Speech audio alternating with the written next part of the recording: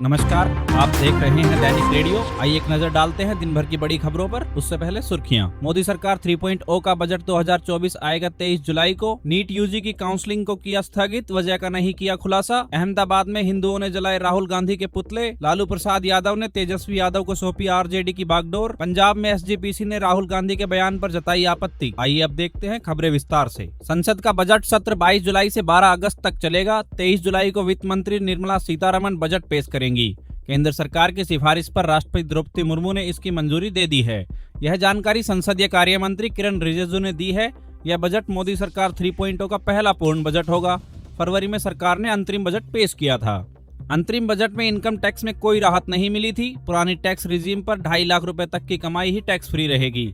हालांकि section 87A के तहत 5 लाख की इनकम टैक्स तक बचाया जा सकता है। वहीं इस बजट में महिलाओं के लिए उम्मीद से कम घोषणाएं की गई है। 3 करोड़ महिलाओं को लखपति बनाने का लक्ष्य रखा गया है। सर्वाइकल कैंसर को रोकने के लिए 9 से 14 साल की बच्चियों को फ्री टीका लगाया जाएगा। सभी आंगनवाड़ी और आशा कार्यकर्ताओं को, हेल्पर्स को आयुष्मान भारत योजना के दायरे में लाया जाएगा। वहीं फसलों का न्यूनतम समर्थन मूल्य यानी कि MSP का दायरा नहीं बढ़ाया गया है। वहीं साल में 6,000 रुपए की किसान सम्मान निधि में भी कोई इजाफा नहीं किया गया। शिक्षा और रोजगार पर कोई नई बड़ी घोषणा नहीं की गई। हालांकि 1 लाख करोड़ के कोर्स फंड का ऐलान किया गया है। इससे 50 साल तक की अवधि के लिए इंटरेस्ट फ्री लोन दिया जाएगा। इस बजट में डिफेंस खर्च के लिए 6.2 लाख करोड़ रुपए दिए गए हैं। यह पिछले साल के केवल 0.27 लाख करोड़ यानी कि 3.4% ज्यादा है। मेट्रो और नमो भारत जैसे प्रोजेक्ट बढ़ाए जाएंगे। देश में रेलवे फ्रेट कॉरिडोर के अलावा 3 और रेलवे कॉरिडोर बनाए जाएंगे। साथ ही 40,000 रेल कोचेस को वंदे भारत स्टैंडर्ड का बनाया जाएगा। वहीं वित्त मंत्री ने G20 समिट के दौरान घोषित India middle east Europe corridor को भारत और दुनिया के लिए गेम चेंजर बताया था। हालांकि इसकी प्रोग्रेस के बारे में कुछ नहीं कहा है। आइए देखते हैं अगली खबर। आज नीट यूजी के लिए काउंसलिंग को मेडिकल काउंसलिंग कमीशन यानी MCC ने स्थगित कर दिया है। काउंसलिंग की कोई नई डेट जारी नहीं की गई है। नीट यूजी की ऑल इंडिया कोटा सीट्स यानी AIQ काउंसलिंग आज से शुरू होने वाली थी। बता दें कि 11 जून को सुप्रीम कोर्ट में याचिका लगाकर नीट काउंसलिंग पर रोक लगाने की मांग की गई थी। जस्टिस विक्रम नाथ और जस्टिस असदुद्दीन ने सुनवाई के बाद काउंसलिंग पर रोक लगाने से इनकार कर दिया था। इसके बाद 20 जून को एक और याचिका पर सुनवाई करते हुए जस्टिस विक्रम नाथ ने बेंच ने नीट काउंसलिंग पर रोक लगाने से दोबारा इनकार कर दिया था। जानकारी के लिए बता दें कि नीट यूजी काउंसलिंग प्रक्रिया कई चरणों में होती है। इसमें ऑनलाइन रजिस्ट्रेशन, ऑप्शन भरना और लॉक करना, सीट अलॉटमेंट और आखिर में अलॉटेड कॉलेज में रिपोर्ट करना शामिल है। इस प्रक्रिया में स्टूडेंट को कई डॉक्यूमेंट्स की भी जरूरत होती है। वहीं लगातार उठ रही रीनीट की मांग के खिलाफ गुजरात के 56 स्टूडेंट्स ने गुरुवार को सुप्रीम कोर्ट में एक याचिका दायर की है। स्टूडेंट्स का कहना है कि ज्यादातर ने 2 साल की कड़ी मेहनत और 100% लगन के साथ एग्जाम दिया था। ऐसे में दोबारा नीट एग्जाम कराना स्टूडेंट के हित में नहीं है। ये आर्टिकल 14 और 21A के तहत उनके मौलिक अधिकारों का उल्लंघन करता है।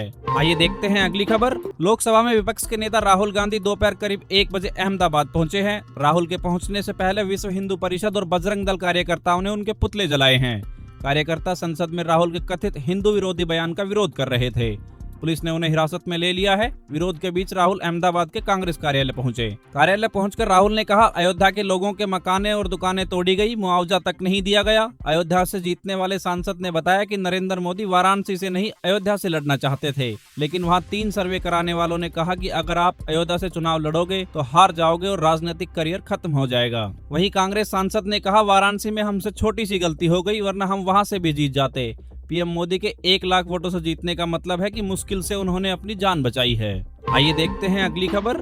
पटना में आरजेडी के 28वें स्थापना दिवस पर आयोजित कार्यक्रम में पार्टी के सुप्रीमो लालू प्रसाद यादव शामिल हुए।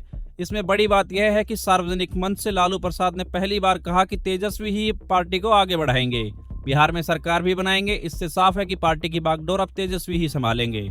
वहीं स्थापना दिवस के मौके पर लगाए गए पोस्टर बैनर में राहुल राबड़ी के अलावा तेजस्वी यादव की तस्वीर दिखी। लालू परिवार की मीशा भारती या तेज प्रताप यादव भी मंच पर नहीं थे। एक समय था जब फोटो पर ही राजनीति गर्म हो जाती थी। अब पार्टी में सिर्फ लालू प्रसाद को ही चांदू के मुकुट नहीं पहनाया जाएगा। लोकसभा में आरजेडी संसदीय दल के नेता अभय कुशवाहा ने पहले लालू प्रसाद को चांदी का मुकुट पहनाया और उसके बाद तेजस्वी यादव को भी पहनाया। वहीं स्थापना दिवस के अवसर पर तेजस्वी यादव ने करीब 26 मिनट का भाषण दिया है। इस भाषण में उन्होंने आरजेडी का एजेंडा सामने रखा। पार्टी के अंदर कैसी कठोरता भविष्य में दिखेगी उसे सांकेतिक रूप में नहीं बल्कि साफ शब्दों में कहा। तेजस्वी यादव ने सांसदों, विधायकों, पार्षदों, कार्यकर्ताओं से कहा कि वे जनता के बीच जाएं और सभी जाति धर्म के लोगों को जोड़ें। आपकी जानकारी के लिए बता दें कि आरजेडी की स्थापना 5 जुलाई 1997 को हुई थी। पार्टी का जो प्रारूप बना उसके सदस्य चितरंजन गगन अभी भी आरजेडी के प्रदेश प्रवक्ता हैं। वे कहते हैं कि तेजस्वी यादव को राष्ट्रीय परिषद ने पहले ही अपना नेता घोषित कर दिया है। राष्ट्रीय अध्यक्ष ने भले ही सार्वजनिक रूप से आज इसकी घोषणा की है, वे हम सब के अभिभावक हैं और पार्टी के राष्ट्रीय अध्यक्ष भी हैं। आइए देखते हैं अगली खबर। शिरोमणि गुरुद्वारा प्रबंधक कमेटी के वरिष्ठ कांग्रेस नेता, सांसद और विपक्ष के नेता राहुल गांधी द्वारा संसद के सत्र के दौरान गुरु नानक देव जी की तस्वीर दिखाते हुए की गई टिप्पणी पर आपत्ति जताई है। एसजीपीसी के प्रधान एडवोकेट धामी ने धर्म और राजनीति को दूर रखने की सलाह दी है। उन्होंने लोकसभा स्पीकर से भी अनुरोध किया है कि भविष्य में किसी को भी किसी तरह की अनादर करने की इजाजत ना दिया जाए। एसजीपीसी के प्रधान एडवोकेट हरजिंदर सिंह धामी ने कहा कि एक फोटो वायरल हुई है जिसमें राहुल गांधी ने गुरु नानक देव जी की तस्वीर दिखाई है, जिसमें गुरु नानक देव जी का एक हाथ उठा हुआ है। राहुल गांधी ने इसे अभय मुद्रा कहा है। इस पर एसजीपीसी की बैठक में आपत्ति जताई गई है। प्रधान धामी ने कहा कि इसका सिख पंथ के साथ कोई संबंध नहीं है। उन्होंने कहा गुरु नानक देव जी का जो फलसफा है वे एक ओंकार का है, जिसमें गुरु साहिब ने नीचों को ऊंचा किया है, जिसकी एक समय में निंदा की जाती थी। वहीं अंतरिम कमेटी की बैठक में इसको स्पष्ट किया गया है कि गुरु साहिबान की शिक्षाओं और राजनीतिक बहस का हिस्सा नहीं बनाया जाना चाहिए। अक्सर राजनीतिक लोग ऐसा कर गुरु साहिबों के मौलिक सिद्धांतों व गुरुबाणी की व्याख्या को गलत कर देते हैं। ये थी आज की बड़ी खबरें। आप देख रहे थे दैनिक रेडियो। नमस्कार, धन्यवाद।